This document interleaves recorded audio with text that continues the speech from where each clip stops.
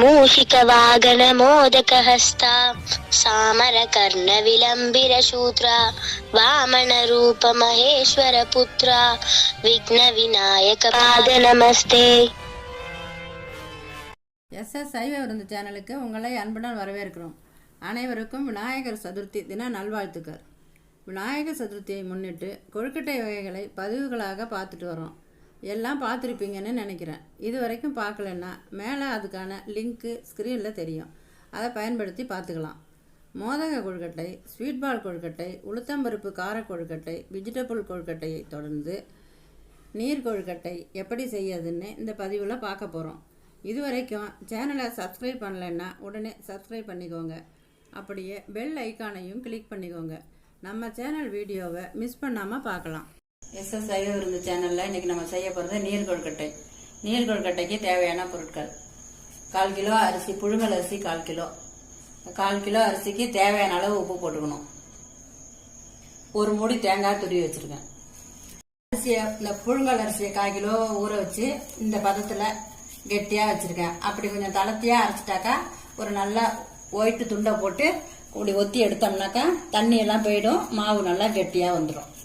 அதில் இந்த ஒரு மூடி தேங்காவை போட்டு பிசைஞ்சிக்கணும்.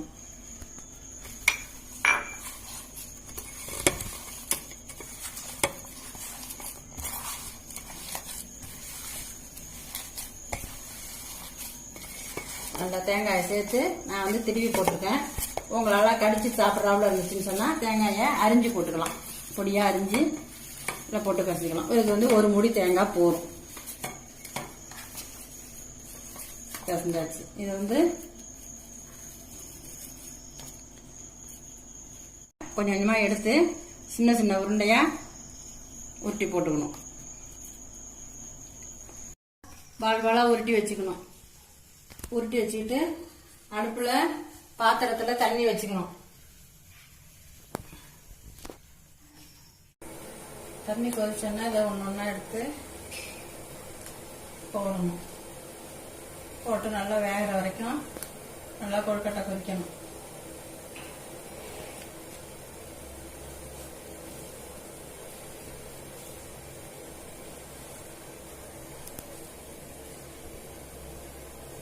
தேங்காய் அரிஞ்சு வேணாலும் போட்டுக்கலாம், திருவி வேணாலும் போட்டுக்கலாம். நான் திருவி போட்டிருக்கேன். தண்ணியில் கொழுக்கட்டையை போடும்போது ஒன்று ஒன்றா பார்த்து போடணும். தண்ணி மேலே தெரிச்சிதுன்னு சொன்னால் கை கொப்பளிச்சு போயிடும். அவன் ரொம்ப சேஃப்டியாக போட்டணும். போட்டு வேக வைக்கணும்.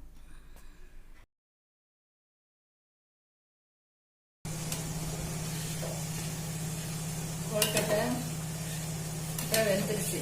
இது வெந்துருச்சுன்னா எப்படி தெரிஞ்சுக்கணும்னு சொன்னால் மிதக்கும். அடியில் முழுகாமல் கொழுக்கட்டை மேலே மிதக்கும். அப்படியே உங்களுக்கு தெரியலன்னு சொன்னால் ஒரு கொழுக்கட்டை இப்படி எடுத்து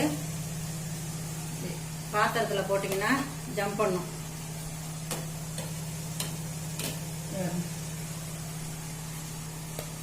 இந்த மாதிரி குதிச்சுதுன்னு சொன்னாக்கா கொழுக்கட்டை வெந்துருச்சு. வெந்தாதான் குதிக்கும்.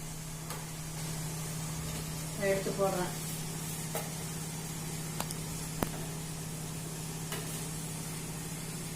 கொழுக்கட்டை வெந்துருச்சு. நம்ம எடுத்துடலாம்.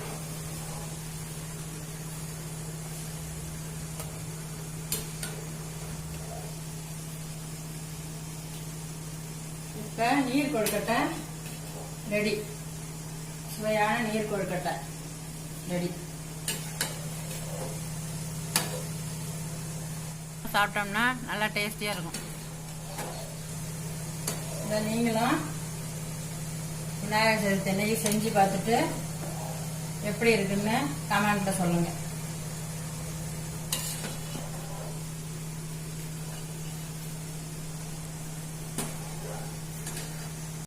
இதுபோல் மேலும் பல உணவு வகைகளை எப்படி செய்யறதுன்னு தெரிஞ்சுக்க நம்ம சேனலை சப்ஸ்கிரைப் பண்ணிக்கோங்க. அப்படியே பெல் ஐக்கானையும் கிளிக் பண்ணியிருக்குங்க. நம்ம சேனல் வீடியோவை மிஸ் பண்ணாமல் பார்க்கலாம். நன்றி, வணக்கம்.